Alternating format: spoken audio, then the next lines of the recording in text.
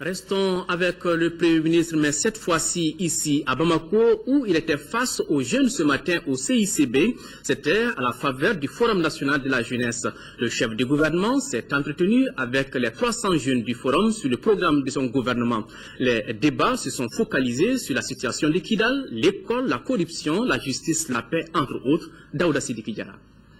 Le chef du gouvernement a été l'invité de marque de ce forum. Cette rencontre a été un moment privilégié et émotionnel qui a offert l'opportunité à la jeunesse de discuter à bâton rompu avec lui sur la vie de la nation. Entre autres, la situation de Kidal, l'école, la justice, la paix, la réconciliation, la lutte contre la corruption. Un programme gouvernemental exposé pendant 2 heures d'horloge. Le Mali sort d'une crise importante. Il y a les défis au long cours. C'est l'agenda du développement, comment construire le pays, comment construire une économie émergente qui produit suffisamment d'emplois pour que les jeunes puissent rester ici, comment faire qu'ici, être jeune soit quelque chose une valeur positive et ne soit pas que la société organise des espaces pour sa jeunesse qui permettent son épanouissement et qui les prépare à la prise en charge des responsabilités qui sont les leurs dans la société et dans le développement du pays. Comment faire pour que ces valeurs positives s'enracinent? C'est un peu la question qui nous interpelle. Et qu'on ait envie de rester jeune le plus longtemps possible. Pour relever ce défi, nous avons, dans le contexte d'après la crise que notre pays a connue, nous devons nous poser la question de savoir, d'abord, qu'est-ce qui nous a conduit à cet effondrement et qu'est-ce qui doit impérativement être fait pour que plus jamais cela ne nous arrive. Tout d'abord, nous devons reconstruire la capacité de défendre les frontières de notre pays. Rien ne peut être construit individuellement et collectivement dans le Mali si nous n'avons pas la capacité de nous défendre face aux agressions extérieures et de traiter les crises internes qui peuvent se présenter à nous. D'assurer que l'ordre et la sécurité règnent dans tout le Mali. Nous devons construire des institutions qui soient fortes et solides.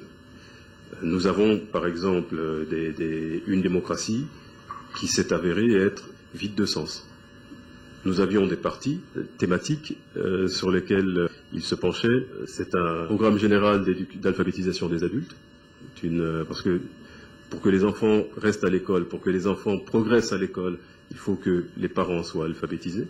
La mise en place d'un cadre national d'évaluation de la qualité de l'enseignement privé. De manière générale, on a beaucoup d'écoles qui ne sont que des murs, d'enseignants qui n'ont d'enseignants que le nom. Il faut pouvoir assurer qu'ils délivrent les services d'éducation qui sont ceux qui sont attendus non seulement par les jeunes qui sont à l'école. Voilà, toutes ces thématiques-là sont en train d'être travaillées. Il faut que nous ayons une formation professionnelle qui soit ajustée à la structure de nos économies. Ça n'est pas raisonnable au regard de la structure de notre économie et des gisements d'emploi. Nous ne pouvons sortir de cette situation de manière définitive que par une politique résolue, active, de réconciliation nationale.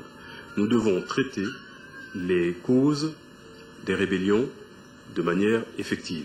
Le Premier ministre a beaucoup insisté sur le respect des valeurs civiques de notre pays, toutes choses qui devront être intégrées dans les comportements de tous les jours des jeunes.